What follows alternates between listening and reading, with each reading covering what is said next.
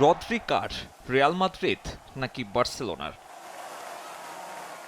Transfer মার্কেটে এখন Rodri Saga. Spanish মিডফিল্ডারকে ঘিরে মুখোমুখি অবস্থানে দুই রাইভাল। রিয়াল মাদ্রিদের আগ্রহের মাঝে দৌড়ে নাম লেখালো কাতালান ক্লাবটা, আর তাতে উত্তেজনা বেড়েছে ফুটবল পাড়ায়। ম্যান সিটি ছাড়ার খবর আগে থেকেই নিশ্চিত। মূলত এই ক্লাবে সবকিছু জিতে ফেলা আর স্পেনে নিজের পরিবারের কাছাকাছি থাকাটাই ছিল প্রধান কারণ। তবে রদ্রিকে লস ব্লাঙ্কোসের কাছে বিক্রির বিষয়ে সময় নষ্ট করছে ইংলিশ ক্লাবটা। কারণটা সহজ, বিশ্বকাপ সেরা ফুটবলারকে দিয়ে যত বেশি টাকা পাওয়া যায় সেটাই চাওয়া সিটিজেনদের। সিটির হয়ে সে কাজটাই করলো বার্সা। রিয়ালের ডিল হাইজ্যাক করতে যাচ্ছে স্প্যানিশ রাইভালরা।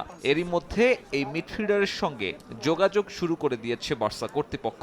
হ্যান্সি ফ্লিকের দলে স্প্যানিশ ফুটবলারদের আধিক্য থাকায় রদ্রির জন্য মানিয়ে নেওয়াটাও হবে সহজ। স্পেনের সঙ্গে কাতালানদের খেলার ধরনেও আছে বড় মিল।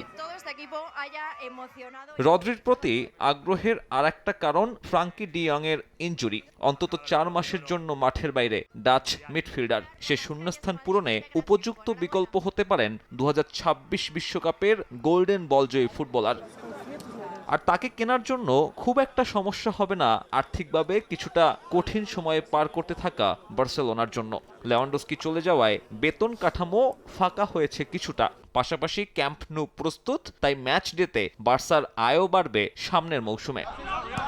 তবে রিয়ালের ডিল যদি সত্যিই হাইজ্যাক করে বার্সেলোনা, তাহলে লস ব্লাঙ্কোসের জন্য অপেক্ষা করছে কঠিন সময়। টানা 2 মৌসুম মেজর কোনো ট্রফি না জেতা ক্লাবটার জন্য একজন বল হোল্ডিং মিডফিল্ডারের প্রয়োজন খুব বেশি। মরিনিওর পছন্দের অপশনকে তাই দলে ফেরানোর বিকল্প নেই রিয়াল মাদ্রিদের সামনে।